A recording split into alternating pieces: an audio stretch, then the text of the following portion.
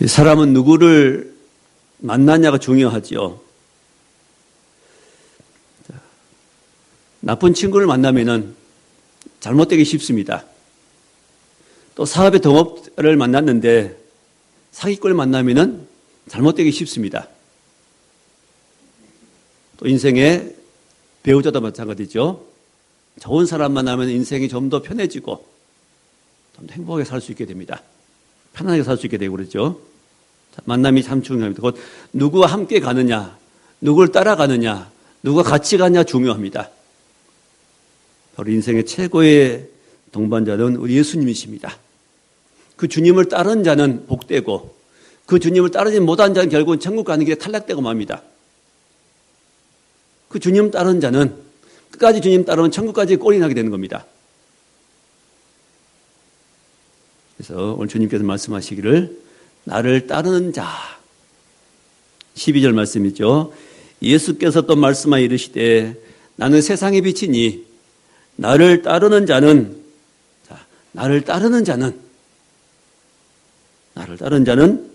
첫째 어둠에 다니지 아니하고 두 번째 생명의 빛을 얻으리라 말씀하십니다. 말씀 제목이 주님을 따르는 자입니다. 주님을 따르는 성도 이들에게는 두 가지 복이 주어집니다. 첫째 복이 바로 어둠에 다니지 아니하고 두 번째 생명의 빛을 얻게 될 것이다 하는 말씀입니다. 이 말씀 중심 함께 하나님의 은혜를 함께 나누고자 합니다. 주님을 따르게 되면은 어둠에 다니지 아니한다 말씀하십니다. 어둠에 다니지 아니한다. 예수를 따르면 어둠에 다니지 않습니다. 자, 오늘 여기에 요한복음 8장 1절부터 11절의 말씀은 어둠 가운데 있는 두 부류의 사람을 소개하고 있습니다. 첫째는 가늠하다가 현장에서 붙잡힌 여인이고 또 한 사람은 이 여인을 끌고 예수님 앞에 온 바리새인 서기관들이 어둠 가운데 있습니다. 자, 그럼 먼저 여기 장소는 어디냐면 예수님께서 성전에 아침에 가셨는데 사람들이 그 주의 말씀 듣기 위해 성전에 모였습니다. 성전이라면 어디겠습니까? 성전 뜰이지요. 성전 내부가 아니라 성전 뜰일 것입니다. 뜰에서 예수님이 말씀을 전하십니다. 자, 말씀 전하는 그 가운데 그 중에 바리새인 서기관들이 3절이죠. 서기관들과 바리새인들이 음행 중에 잡힌 여자를 끌고 와서 가운데 세우고 말씀 전한 중에 사람들이 모인 그 중에 음행 중에 잡힌 여인을 끌고 왔습니다.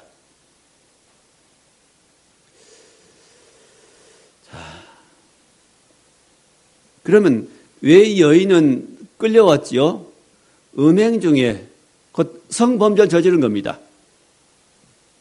성범죄 혼자 저질렀겠어요? 남자와 같이 저질렀겠죠. 그럼 두 사람이 끌려와야죠. 여기도 남차별이 있는 걸 보게 됩니다. 예수님 당시 유대 사회도 심한 차별이 있는 걸 보게 됩니다.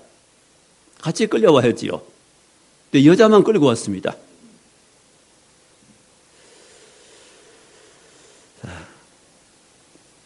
그러면은 왜 여인은 이런 범죄를 저지르게 되는 것입니까? 이유는 한 가지죠. 주님을 따르지 않기 때문입니다. 그가 주님을 따랐더라면 이런 죄를 범할 리가 없습니다.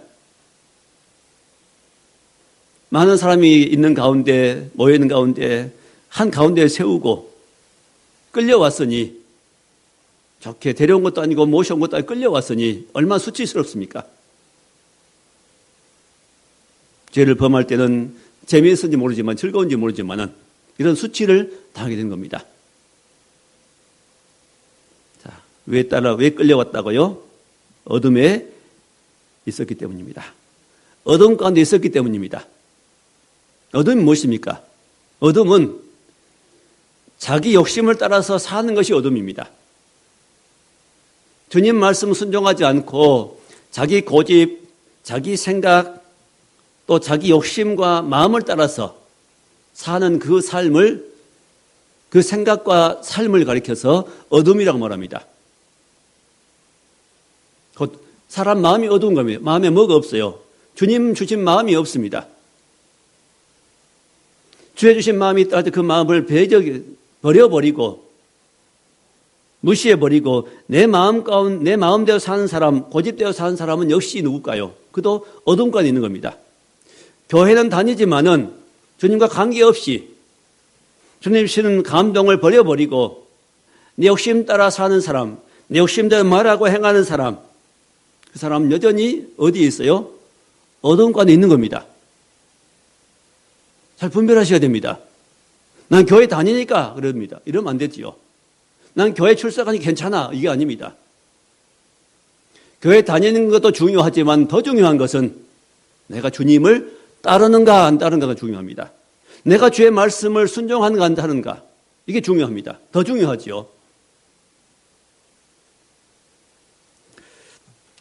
자, 이 여인은 바로 이 주님을 따르지 않았기 때문에 그는 어둠 가운데 행할 수밖에 없었습니다.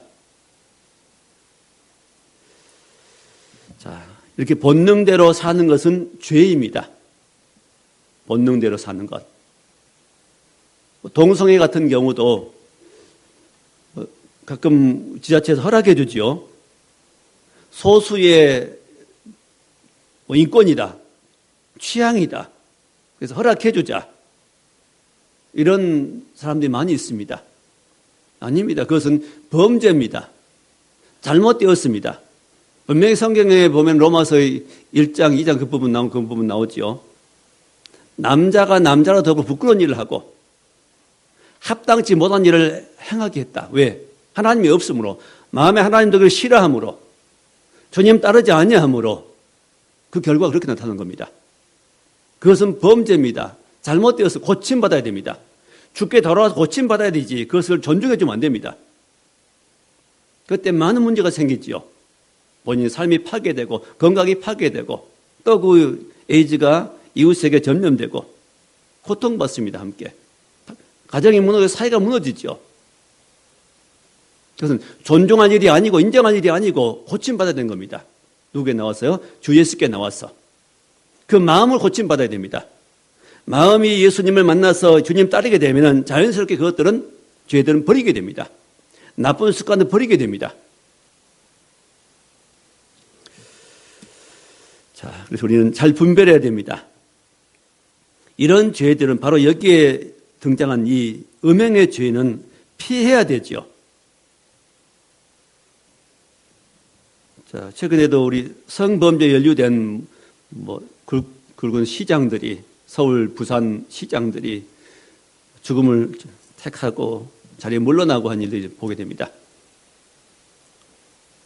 겉으로 멀쩡해 보이는데, 훌륭해 보이는데, 인격자라 말하는데, 왜 그래요? 왜 그걸 못 이겨요? 왜 그런 행위를 하는 겁니까? 마음에 빛이 없습니다. 많은 걸 가졌는데 불구하고 지식도 있고 능력도 있는데 뭐가 없어요? 마음속에 예수님이 없습니다. 주께서 비추는 하늘의 빛이 없습니다. 빛이 없어 어둠의 일에 참여하게 됩니다. 어둠의 말을 하게 되고 어둠의 행위를 하게 됩니다. 어둠의 행위가 뭐라고요? 자기 욕심대로 사는 것이 어둠의 행위입니다. 그게. 우리는 우리가 하고 싶다고 어떤 행위를 하고 싶다고 마음이 끌린다고 나가면 안 되죠. 분별하고 그것들은 절제해야 되고 그것은 피해야 할 죄들입니다. 자, 어둠 가운데 행한 이유는 주님을 따르지 않기 때문인 것입니다. 자, 이 여인은 바로 주님을 알지 못했기 때문에 주님 따르지 않았기 때문에 이런 죄를 짓고 이런 수치를 당하게 됐습니다. 그리고 지금 죽음의 위기에 몰리게 됐죠. 또 한 부류의 어둠에 있는 사람이 소개됩니다. 2절 말씀입니다. 서기관 3절이죠. 서기관들과 바리새인들이 음행 중에 잡힌 여자를 끌고 와서 가운데 세우고 4절에 예수께 말하되 선생이여 이 여자가 간음하다가 현장에 잡혔나이다. 또 한 부류의 어둠의 사람들은 서기관 바리새인들입니다. 서기관은 뭐한 사람들입니까? 성경을 필사한 사람이에요. 지금은 성경 인쇄되어 나오지만은 당시에는 인쇄술이 없기 때문에 종이도 없고 인쇄기도 없기 때문에 양가죽을 벗겨서 말려서 피워서 거기에다가 붓으로 성경 기록한 사람들입니다. 아니, 파피루스라는 갈대를 깎아서 이렇게 종이를 만들죠. 이렇게 성경을 기록한 사람들입니다. 성경을 기록하는 건 전문이기 때문에 성경을 많이 알지요. 성경 박사들입니다. 바리새인들은 누구지요?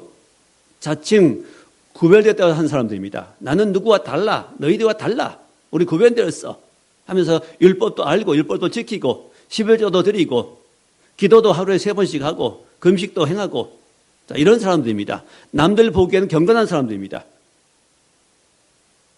남들이 볼 때는 서기관 바리새인들은 지도자들입니다.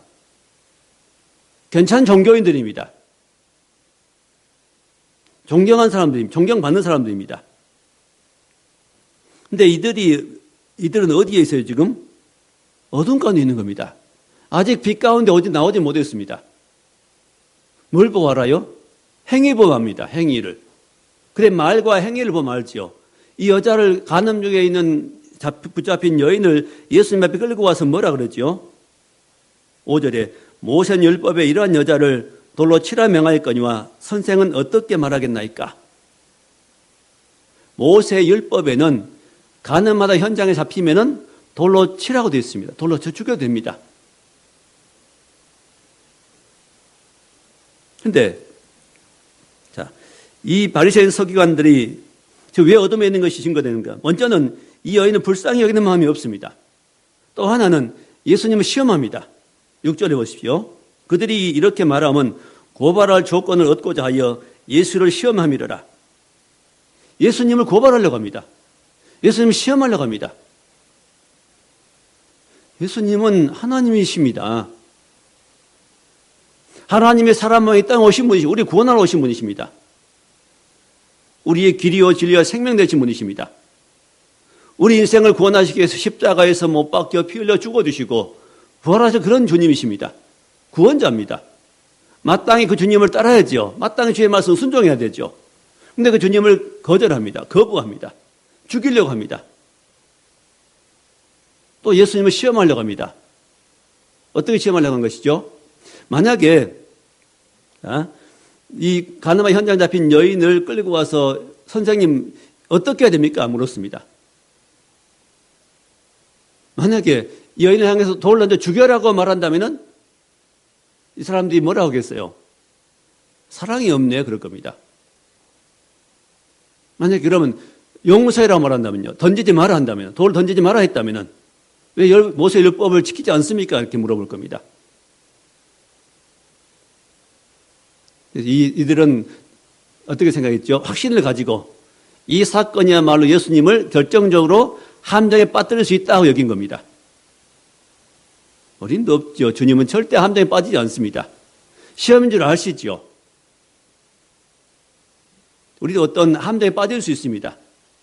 기도하지 않고 하나님의 지혜가 말씀이 내게 없으면은 누가 시험하고 꼬이면 빠져버립니다. 함정에. 죄에 빠져버립니다. 유혹에 빠져버립니다. 그러나 늘 기도하면서 깨어있으면은 하나님의 지혜가 내게 임해서 우리는 이런 함정에 빠지지 않게 됩니다. 유혹에 빠지지 않게 됩니다. 범죄한 자리에 들어가지 않게 됩니다. 그래서 우리는 늘 주님 따른 빛 가운데 살아야 되는 것입니다. 자, 이 서기관 바리새인들은 바로 율법을 적용했습니다. 돌로 치라는 모세가 기록한 율법에 이런 경우 돌로 치라고 되어 있습니다. 율법을 왜 주신 겁니까? 남의 죄를 보라고 준 게 아닙니다. 나를 보라고 준 겁니다. 이것은. 자, 분명히 합시다. 율법을 주신 이유는 남의 죄를 보고 정죄하고 죽이라는 것이 아니고 나를 보라는 겁니다. 너를 보라. 너 안을 보라. 너 자신을 보라는 것입니다. 남의 눈에 티를 보지 말고 내 눈에 있는 들보를 보라는 것입니다. 결국 율법은 왜 주신 겁니까? 이 법 가지고 남을 정죄하고 나쁜 놈이라고 말하고 매장시키러 주신 법이 아니고 그 법을 따라서 내가 나를 보고 내가 죄를 발견하고 어디로 가라고요? 그리스도께로 가라는 것입니다. 율법은 우리를 그리스도께로 인도하는 몽학 선생이라고 말합니다. 초등학교 교사라고 말합니다. 초등교사다.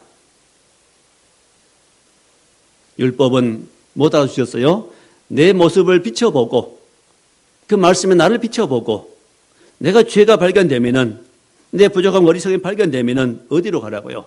주 예수님께 나가서 고침받으는 것입니다. 주 예수께 고침받으라.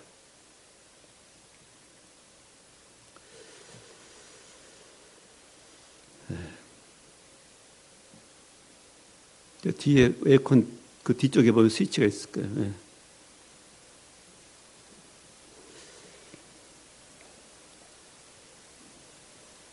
자, 율법은 왜 주셨다고요? 상대방을 보고 비판하라고 주신 게 아니라 나를 보라는 것입니다. 나를 보고. 그 예수님은 심지어 이제 여인을 보고 음욕을 품은 자마다 이미 마음에 간음하였느니라 말씀하십니다. 자, 그래서 율법만 아는 종교인들은 편협합니다. 자꾸 남의 것만 말합니다. 남의 잘못들, 남의 작은 티만 봅니다. 남의 잘못 가지고 자꾸 비판하려고 합니다. 남의 잘못을 캐려고 합니다. 그걸 전하기를 좋아합니다. 그걸 즐깁니다, 그것을. 왜 그래요? 마음에 빛이 없습니다. 빛이 없으니까 자기는 그게 안 보입니다. 자기는 그런 사람이 아니라 여겨집니다. 바로 바리새인 서기관들도 여인을 끌고 왔지만은 자기들은 이런 죄를 범하지 않는 사람이라 생각합니다. 자기는 이 사람 여인과 다르다고 생각합니다. 아니거든요. 조금 들여다보면은 그렇지 않습니다. 똑같습니다. 비슷합니다. 이 여인은 이 죄를 실행했을 뿐이고 서기관 바리새인들은 이 죄를 실행하지 않았을 뿐입니다. 예수님 어디까지 보셔요? 우리 마음을 중심 보십니다. 물론 행하지 않는 것 중요합니다. 절제하는 것 중요합니다. 죄를 행하지 않는 것 굉장히 중요하죠. 그걸 절제라고 말합니다. 더 나아가서는 우리 안에 있는 중심도 볼 수 있어야 됩니다. 하나님은 뭘 보시니까요? 우리의 행위뿐만 아니라 우리 안에 마음의 중심까지 보십니다. 의도를 보시는 것입니다. 그 의도를 보시는 하나님 앞에 우리는 어떤 것도 숨길 수 없습니다. 자, 이런 시험의 말씀, 시험의 내용을 접하시고 주님께서 그들의 이 어리석음을 간파하시죠. 그럼 몸을 굽히사 땅에 손가락 뭔가 쓰셨습니다. 그동안 또 그들은 또 뭐라고 말을 합니다. 그때 주님이 일어서서 말씀하십니다. 7절 중간 부분에 너희 중에 죄 없는 자가 먼저 돌로 치라. 너희 중에 죄 없는 자가 먼저 돌로 치라. 누가 먼저 치라고요? 죄 없는 자가 치라. 자, 이 말씀 듣고 다시 주님이 몸을 굽혀 손가락으로 땅에 쓰십니다. 기회를 주신 것이죠. 그들이 구절의 말씀을 듣고 양심의 가책을 느껴서 어른을 시작해서 하나씩 다 떠나가고 맙니다. 그리고 여인만 남았습니다. 자, 주님 하신 일을 보면 참 지혜로우시죠. 돌 들어 던져라 했더라면은 여인은 죽어야 되고, 던지지 마라 했으면은 율법을 범하는 사람이 되어버립니다. 책 잡히게 되겠죠. 예수님은 너무 지혜로우시기 때문에 자, 너희 중에 먼저 죄엄자가 돌로 치라 할 때 그들의 양심 속에 이 말씀이 들어갔습니다. 이게 주의 말씀입니다. 주의 말씀은 우리의 죄를 깨닫게 하고 나를 보게 해줍니다. 조금 전까지만 해도 그들은 예수님을 시험하고 열량에 돌을 던지려고 하는 많은 사람이 있었습니다. 그런데 주의 말씀이 그들에게 선포되니까 그 말씀을 그들이 받고 말씀이 그들 안을 비춰줌으로 마음을 비추므로 그들은 더 이상 그 자리에 있을 수 없습니다. 어두운 마음 가지고 그 가운데 있을 수 없는 겁니다. 떠나가게 됩니다. 자, 이들은 떠나가지 말고 어떻게 되지요? 말씀이 마음에 비춰지면은 양심이 가책이 들어오면 어떻게 합니까? 주여, 어떻게 됩니까? 해야 됩니다. 도망가지 말고, 나도 똑같은 죄인입니다. 내가 어떻게 됩니까? 이렇게 나와야지요. 이래야 구원을 받습니다. 도망가 버리면 구원이 없지요. 예수님 떠나버리면 구원이 없습니다. 넘어지든 쓰러지든 매를 맞든 관계없이 어떻게 되든 관계없이 체면이 어떻든 관계없이 구겨도 관계없이 그 주 앞에 머물러 있어야 됩니다. 그게 주님을 따르는 사람들입니다. 어떤 사람들은 기분 나쁘면 주님 떠나버린다고 합니다. 내 생각이 안 맞으면 주님 떠나겠다, 교회 떠나겠다 그럽니다. 아니죠. 내가 어떻게 되든 관계없이 내 체면에 구기든 어떤 관계없이 끝까지 주 앞에 남아 있어야 됩니다. 네, 주님이 알아서 하실 거니까요. 주님 나를 더 잘 처리하실 거니까요. 주님 축복하실 거니까요. 주님의 능력이 있으므로 우리는 그 주 앞에 머물러 있고 끝까지 주님을 따라야 되는 겁니다. 말씀이 그들에게 비추니까 더 이상 그들은 어둠 가운데 있을 수 없고 떠났지만은 그러나 그들은 구원받았을까요? 아닙니다. 떠나버리는 사람에게는 예수님을 떠나버리는 사람에게는 복음과 관계없습니다. 예수님과 관계없습니다. 좋은 기회를 구원받을 수 있는 좋은 기회를 놓쳐버렸습니다. 자, 오직 누구만 남았어요? 붙들려 붙잡혀온 여인과 예수님만 그 자리에 남아있고 모두가 떠나버렸습니다. 근데 예수님 다시 물으십니다. 너를 정죄한 자가 있느냐? 없습니다. 나도 너를 정죄하지 않는다. 가서 다시는 죄를 범하지 마라. 그렇게 말씀하십니다. 자, 만약에 여인이 예수님이 안 계신 다른 곳에 가서 끌려갔더라면 아마 죽었을 것입니다. 살아날 길이 없겠지요. 고발하면은. 예, 율법 어기면 안 되니까요. 여인은 살았습니다. 아마 이 순간은 여인에게서 평생 잊을 수 없는 아주 감동적, 감격적인 순간이었을 것입니다. 죽음에 살아난 경우지요. 죽을 위기에서 살아났습니다. 누구 앞에 왔기 때문에요? 구원자 앞에 왔기 때문에. 예수님 앞에 왔기 때문입니다. 율법 앞에 가면 죽어요. 그러나 복음이신 예수님 앞에 나오면 삽니다. 그 율법 역할은 뭐라고요? 죽인 역할을 합니다. 너는 이렇게 하면 죽어. 그 율법이 한 일입니다. 율법은 우리를 죄인 만들어서 죽게 합니다. 아, 나는 방법이 없구나. 난 죽었구나. 나에게는 살 길이 없구나. 그러면 살 수 있는 방법은 뭔가 하고 찾게 하는 것이 바로 예수님이죠. 율법에 정죄하고 예수님 앞에 나가면 됩니다. 그래서 건강한 자에게는 의원이 쓸데없고 병든 자에게만 쓸데있느니라. 자, 나는 건강하다, 난 죄가 없다 하고 생각하는 바리새인 서기관들은 예수님과 관계가 없습니다. 예수님 더 이상 이들의 의원이 될 수가 없습니다. 누구에게 의원 되어줘요? 병들었다고 생각하는 사람, 여인처럼 확실하게 본인도 인정하고 남들도 인정했습니다. 죄인이라고. 이미 드러나 버렸지요. 공개되어 버렸습니다. 그 여인은 떠나갈 수 없는 겁니다. 그 자리를. 처분대로 하십시오 하고 모든 걸 포기하고 주 앞에 머물렀을 때 그런 뜻밖의 살 수 있게 됩니다. 예수님 용서의 축복을 받게 됩니다. 나도 너를 정죄하지 않는다. 다시는 가서 죄를 범하지 마라. 누구 앞에 함께 살아요? 예수님 앞에 나오니까 삽니다. 모든 인생들은 예수님 앞에 나오면 삽니다. 반드시 살 길이 열립니다. 실패해서도 병들었어도 죽음의 위기 가운데도 예수님 앞에 나오면은 주님이 치료하시고 새로운 소망 주시고 살 길을, 살 수 있는 길을 열어주시고 이 땅에 복 주시고 영원한 나라에까지 인도해 가시는 겁니다.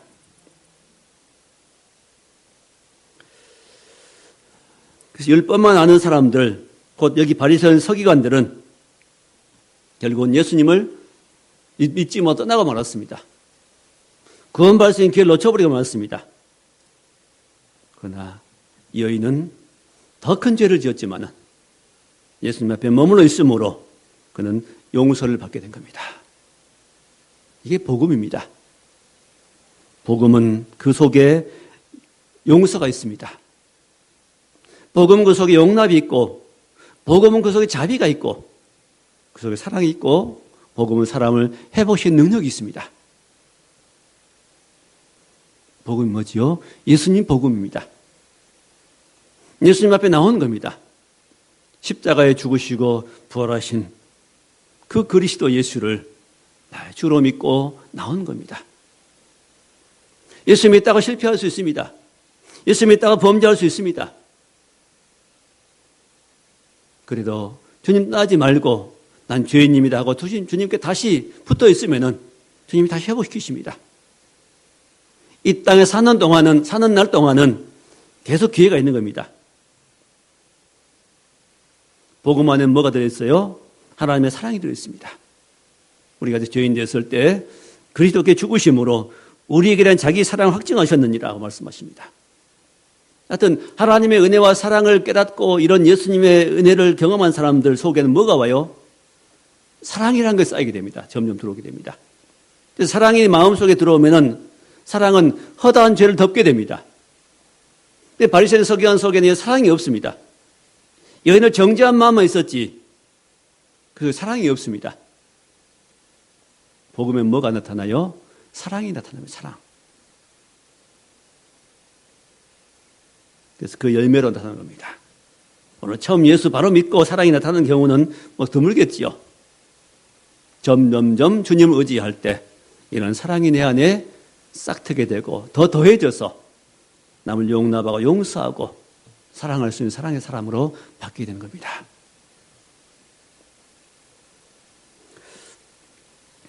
자, 첫 번째 주제가 뭐죠? 예수님을 따르면은 어둠에 다니지 않게 된다는 것입니다. 두 번째, 예수님을 따르면은 생명의 빛을 얻게 됩니다. 자, 12절 마지막 부분이죠. 생명의 빛을 얻으리라. 생명의 빛. 이 빛은 신기한 빛이죠. 눈에 보이지 않는 빛입니다. 이 빛은 원래 땅에 있지 않는 빛입니다.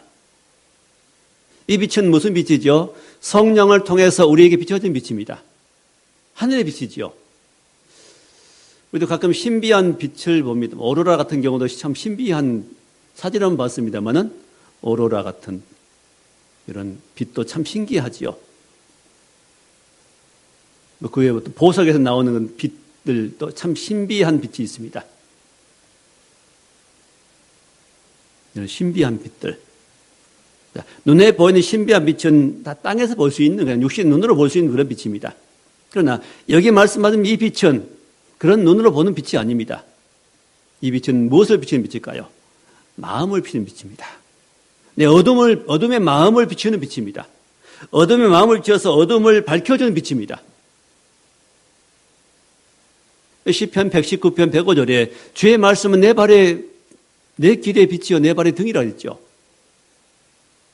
내 인생 길을 비춰주는 빛이고 등이 되십니다. 뭐가? 주의 말씀이. 하나님 말씀 우리가 들을 때 그 말씀은 우리에게 무엇으로 와요? 빛으로 옵니다. 제일 먼저. 말씀이 한 일은 여러 가지죠. 빛을 비춰준 빛이 되고 밝혀준 빛이 되고 때로는 위로의 말씀으로 임하기도 하고 치료의 말씀이 임하기도 하고 때로는 방망이가 되어서 우리를 때리는 말씀이 되기도 하고 여러 가지 말씀 우리에게 임하게 됩니다. 그래서 모든 성경은 하나님 말씀으로 된 것으로 교훈과 책망과 바르게 함과 의로 교회가 유익하니 하나님의 사람으로 온전케 하며 또 선한 일을 행하기에 온전케 하나님의 사람으로 온전한 사람 만든다고 말씀하십니다. 그게 말씀이죠. 하나님 말씀입니다. 자, 여기 빛은 빛인데 무슨 빛이요? 생명의 빛이라고 말씀합니다. 생명을 얻게 한 빛이고 생명을 풍성하게 한 빛입니다. 요한복음 10장 10절에 내가 온 양으로 생명을 얻게 하고 또 풍성한 생명을 얻게 하려 함이라 말씀하십니다. 이 마음에 빛이 비춰질 때 드디어 내가 깨달아집니다. 내가 보입니다. 내 죄의 모습이 보이고 죄인된 모습이 보이고 약한 모습 보이고, 그 전에는 내가 옳은 줄 알았습니다. 근데 빛이 점점 비춰들어가면 어떻게 되죠? 더 내 모습이 보입니다. 그러니까 어떤 분은 말합니다. 자, 나는 갈수록 믿음 생활 해갈수록 더 나는 나쁜 사람인 것 같아요. 그 사람 바르게 사는 겁니다, 지금. 바르게 믿고 있는 겁니다. 더 나쁜 사람처럼 보여야 정상입니다. 왜? 더 빛이 가면 갈수록 밝아지거든요, 내 안을 비추는 빛이. 내 안에 수많은 어둠이 점점 더 밝아지니까 더 드러납니다. 그렇게 보이는 겁니다. 실은 잘못된 거 아니고 그게 잘 돼가고 있는 겁니다.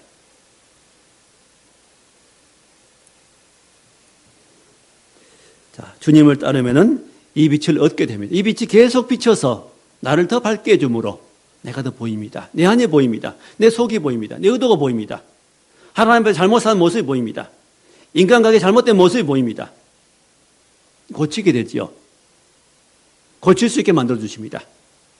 점점점 주님 닮은 사람으로 하나님께 우리를 인도해 가시는 것이 이제 하나님의 역사지요. 이 빛의 역사입니다.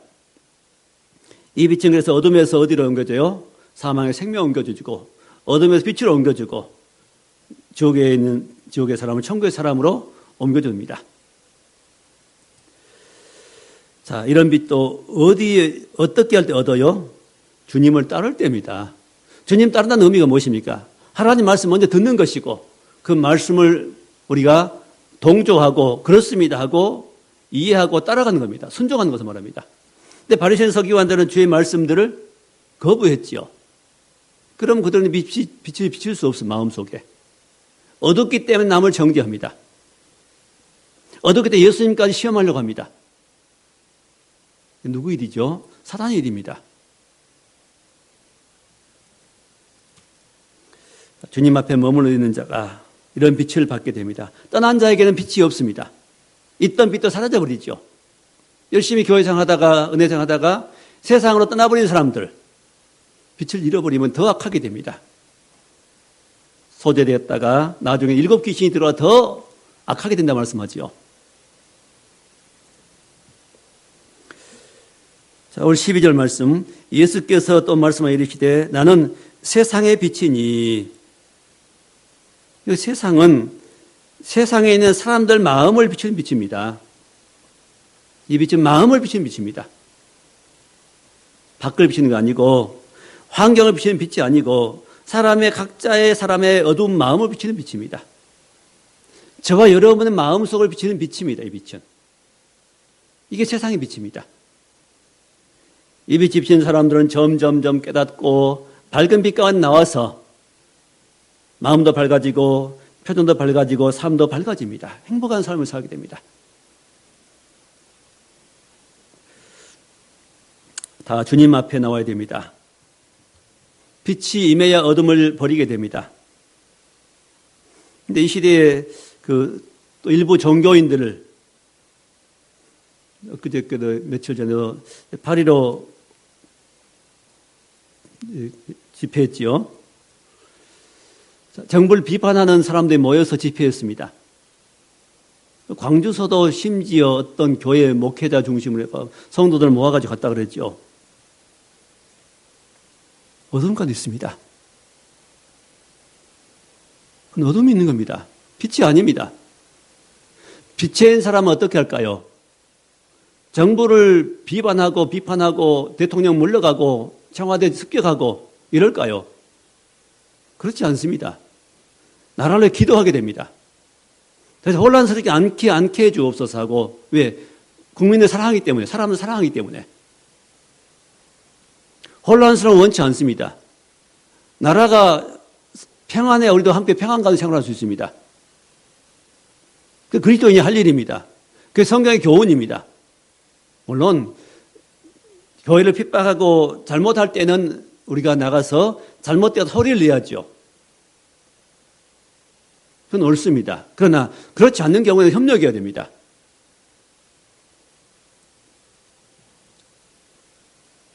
자, 이렇게 주님 따르지 않으면 그렇게 되는 겁니다. 주님 따르지 않고 자기 생각을 따라갑니다. 마음이 어둡습니다. 비판합니다. 이웃을 사랑하는 마음이 없습니다. 그런 집회를 했을 때 돌아올 파장을 생각하지 못한 겁니다. 우리 그리스도인들은 이웃을 사랑하는 사람들입니다. 예수 믿는 사람, 형제들뿐만 아니라 예수 안 믿는 사람까지 사랑하는 사람들입니다. 그들을 위해 기도해 줄 수 있는 사람들입니다. 왜 그래요? 주님의 빛이신 주님의 빛을 받아서 우리가 밝은 마음 가지고 그들을 사랑하기 때문입니다. 우리는 성경 지식이 아닌 뭘 받아야 됩니까? 그리스도의 인격과 이런 빛을 받아야 됩니다. 그래야 그리스도인이 됩니다.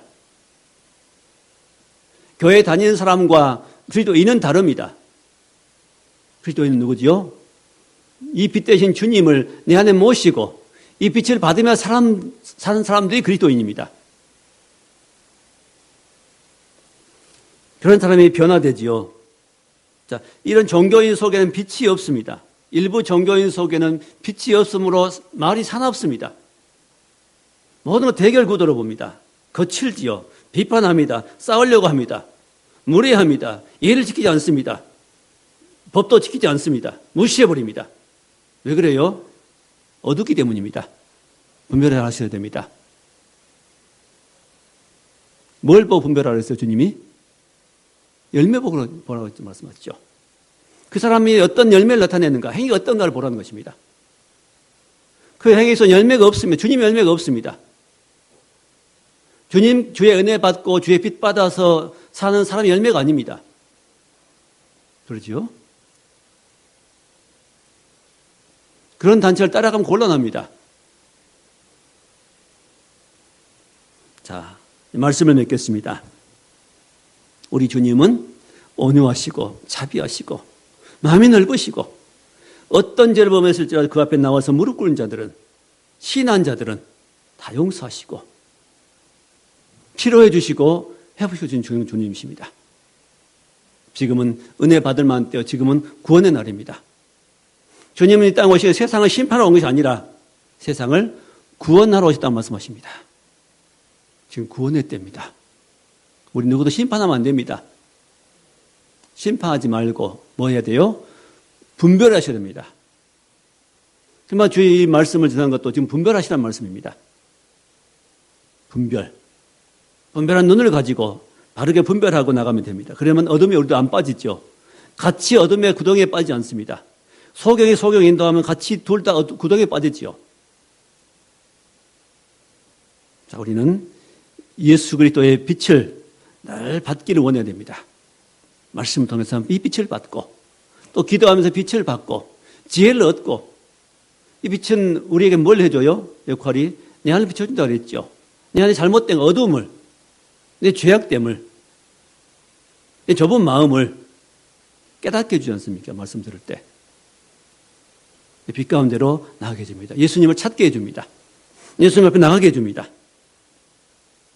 예수님은 우리 위해서 십자가에서 못 박혀 피 흘려 죽어주시고 3일 만에 부활하심으로 우리의 주가 되었습니다. 이 예수는 우리의 주입니다. 내 안에 계십니다. 그 성령이, 예수의 영이 내 안에 계십니다. 우리 가정에 계시고 우리 교회 안에 계십니다. 이 주님을 내 안에 모십시다. 내 주라고 고백하십시다. 이 주님을 따라가십시다. 내 생각을 앞세우지 말고, 내 고집과 내 자존심을 앞세우지 말고, 나는 물러나고 나는 내려앉고, 주님 모시고 주님 따라갈 때 우리가 주님께 약속하신 두 가지 말씀입니다. 주님 따를 때 첫 번째 축복은 어둠에 다니지 않게 된답니다. 빛 가운데 살게 됩니다. 두 번째는 생명의 빛을 계속 더 받게 됩니다. 더 밝아지게 됩니다. 더 복스럽게 됩니다. 아름답게 됩니다.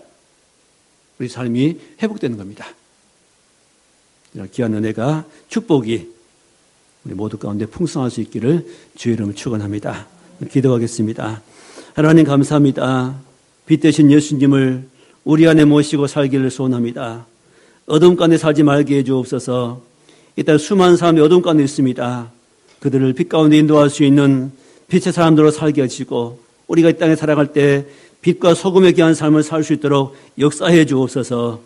빛이신 주님을 내 안에 모시고 빛 가운데로 나가는 우리가 되게 해 주옵소서.